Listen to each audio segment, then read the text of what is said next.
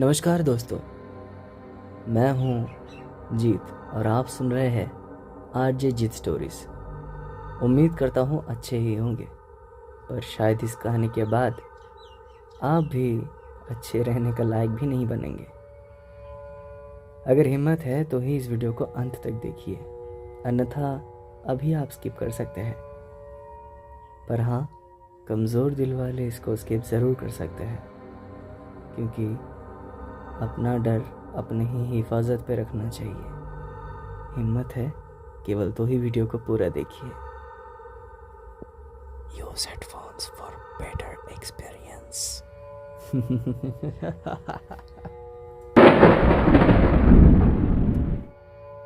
एक ऐसा सच जो लोगों से हमेशा छुपाया गया।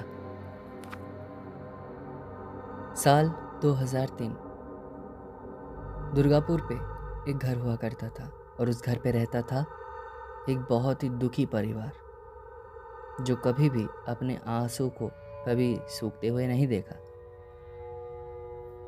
दुर्गापुर के वो घर पहले नॉर्मल था, लेकिन एक बात किसी ने नोटिस नहीं की कि उस घर का एड्रेस कभी भी गवर्नमेंट रिकॉर्ड्स में एग्जिस्ट ही नहीं करता था।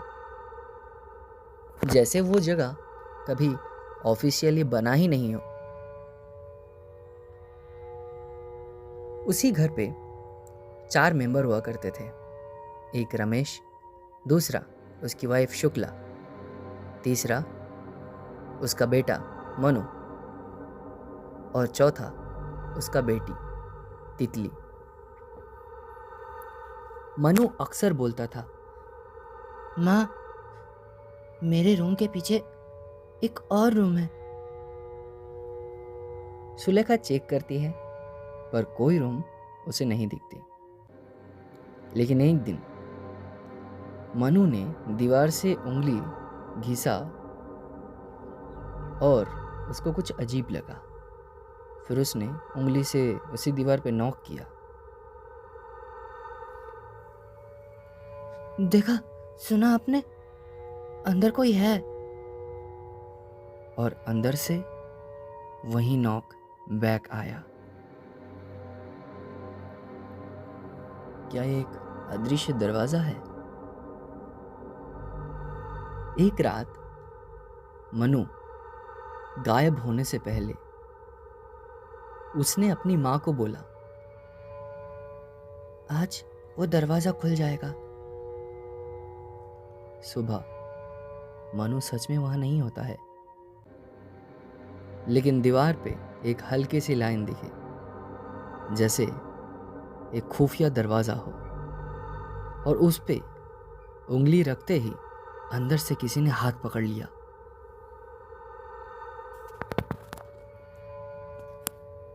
ये सारी घटना रमेश देखती रही और उसे बहुत ही ज्यादा बुरा लगा।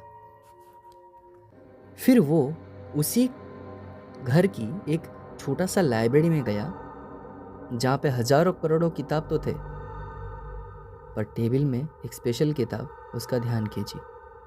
एक ब्लैक कवर की डायरी जिस पे कोई नाम नहीं था, लेकिन किताब खुलते ही उसको सब कुछ अजीब लगने लगा। रमेश ने जब वो किताब पढ़ी तो उसमें सिर्फ रिचुअल नहीं था, उसमें एक वार्निंग भी थी। जो तुम वापस लाओगे वो वही नहीं होगा। लेकिन रमेश ने इन सबको बहुत इग्नोर किया, जो कि इसका सबसे बड़ी गलती थी। उसने अपना नाम रिचुअल में लिखा। अब बहुत सारों के मन पे ये क्वेश्चन हो सकता है, उस पे क्या ही लिखा था और रिचुअल भी क्या था? उस घर में से जितने भी मेंबर्स गायब हो रहे थे, सबका नाम उस किताब में पहले से ही लिखा था। और उस किताब में यह भी लिखा था, अगर किसी मेंबर को वापस बुलाना है तो किसी एक और मेंबर को जान भी देना पड़ेगा। जब मनु वापस आया तो पहली रात तो सब कुछ नॉर्मल था, लेकिन रात के 2:13 पे सुलेखा ने देखा मनु बिस्तर पे सो रहा था और मनु खिड़की के पास खड़ा भी था। क्यों? हवा रुक सा गया? अभी तो बाकी है। यानी कि ये बताना चाह रहा है कि एक ही समय पे दो दो मनु था।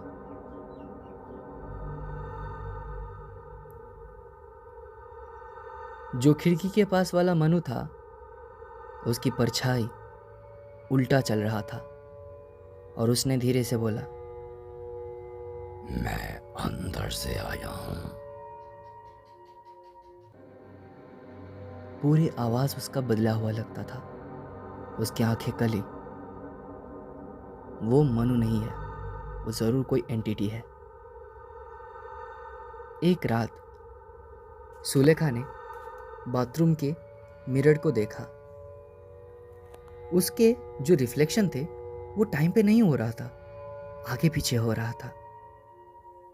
और उस आईने पे वो खुद नहीं था, बल्कि एक औरत था जिसका फेस आधा जला हुआ था और वो बोल रही थी, तुम लोगों ने उसे जगाया है, अब भुगतना भी तुम्हें ही पड़ेगा। अचानक से पता नहीं रमेश आ जाता है। ना उसे कोई बुलाया था, ना किसी रिचुअल। अपने बेटे को वापस लाने के लिए रमेश ने अपना जान को कुर्बान कर दिया था। फिर ये रमेश कहाँ से आया? और आते ही रमेश एक रूम में जाता है और वहाँ देखता है अपना ही भविष्य। वो खुद दीवार पे लिख रहा है, मत करो, मत करो, अब ये सब कुछ बंद करो। बहुत हो चुका है, मैंने अपना बेटा खो दिया। अब बस बंद भी करो, तुम जो भी हो मुझे माफ करो और ये बंद करो।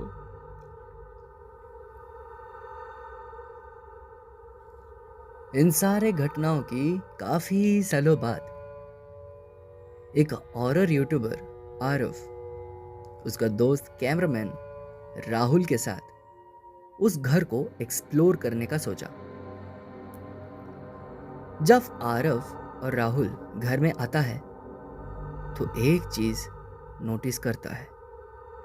उसके फोन में टाइम रात का 2:13 पे फ्रीज हो जाता है। चाहे कितने ही देर हो, टाइम आगे नहीं बढ़ता, टाइम नहीं बदलता। फिर अचानक से उसका दोस्त राहुल किसी चीज का पोजेस्ड हो जाता है। राहुल जब पोजेस्ड होता है तो वो एक नाम बार बार रिपीट करता रहता है, gatekeeper, gatekeeper, gatekeeper, gatekeeper, gatekeeper, gatekeeper, gatekeeper, gatekeeper. Aarav पूछता है, अरे कौन गेटकीपर यार, कौन? और ये किसका नाम तू पुकार रहा है बार बार? राहुल हंसते हुए बोलता है, पर उसका हंसी अजीब था। जो बाहर जाने नहीं देते, वो गेटकीपर आएगा, देखना, वो गेटकीपर। आरफ को फ्लोर के नीचे एक ट्रैप डोर मिलता है, या फिर कह सकते हैं एक हिडन बेसमेंट, और वो उसके नीचे जाता है और वहाँ 100 की तादाद में नाम दीवार पे लिखा था। सबके सामने एक ही तारीख और सबका खात्मा एक ही समय पर, रात के 2:13।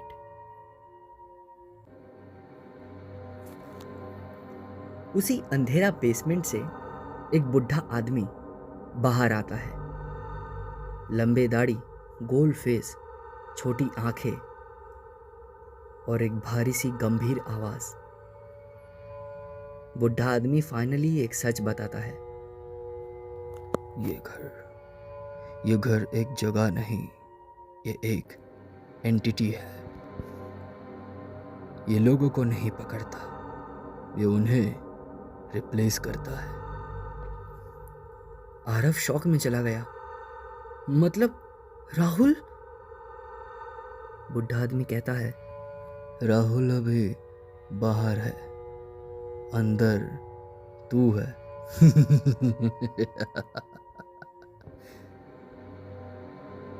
आरव अपना फोन चेक करता है। गैलरी में फोटोज देख के ही वो शॉक हो जाता है। उसकी जगह राहुल है और राहुल के वीडियोस में आरव गायब। आरव डिसाइड करता है, मैं इन सारे चीजों को तबाह कर दूंगा।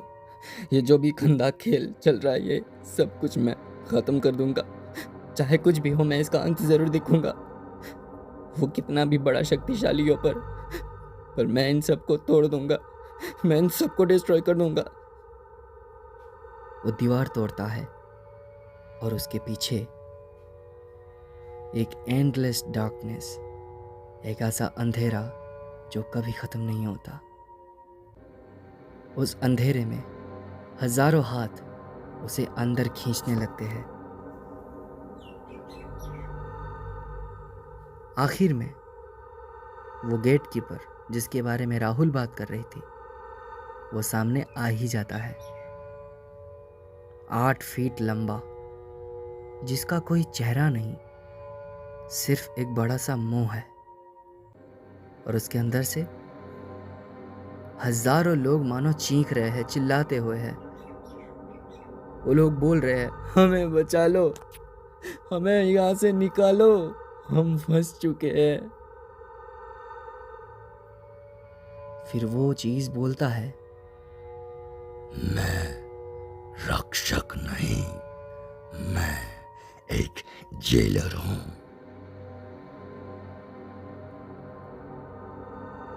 इतने सब कुछ के बाद आरव लड़ने की कोशिश करता है, लेकिन धीरे धीरे उसकी स्किन फटने लगता है और उसी की शरीर के अंदर से कोई और निकल रहा होता है। और वो निकलते ही कहता है, मैं ही आरव हूं, पर मैं आरव नहीं हूं।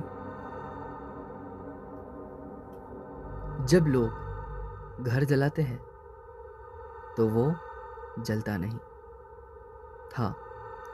इसके कई सालों बाद, इतने सारे घटना के बाद, वहाँ के लोग सोचते हैं कि इस घर को जला देना चाहिए।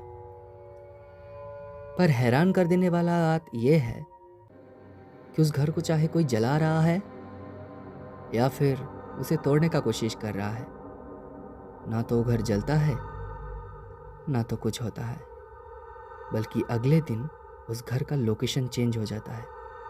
यानी कि आज दुर्गापुर में तो कल आसनसोल।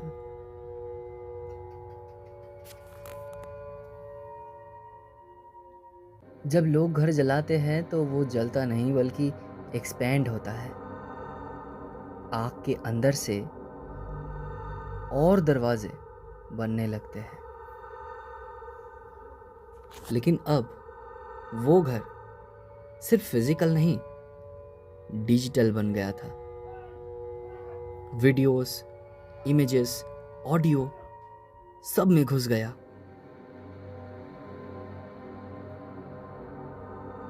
अभी आप जो एक वीडियो देख रहा है, एक नोटिफिकेशन आपके फ़ोन में भी आया होगा।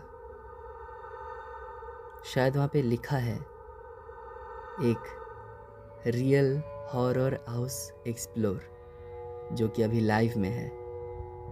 आप क्यूरोसिटी में उस लिंक को क्लिक करते हैं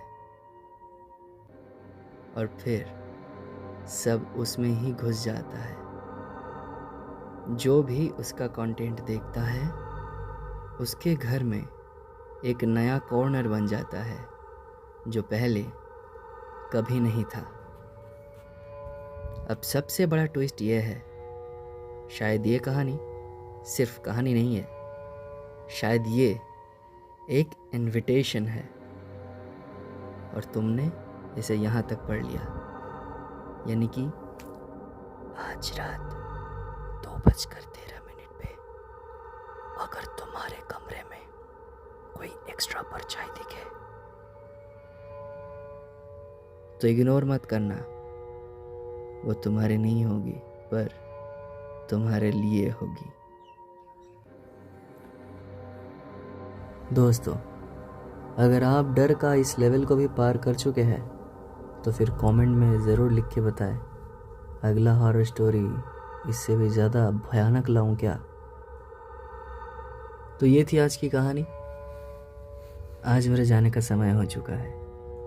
तब तक के लिए आप सुरक्षित रहिए, ज़िंदा रहिए और सुनते रहिए आरजे जित स्टोरीज। मिलते हैं कल एक डर का नया लेवल लेके। तब तक के लिए गुड बाय।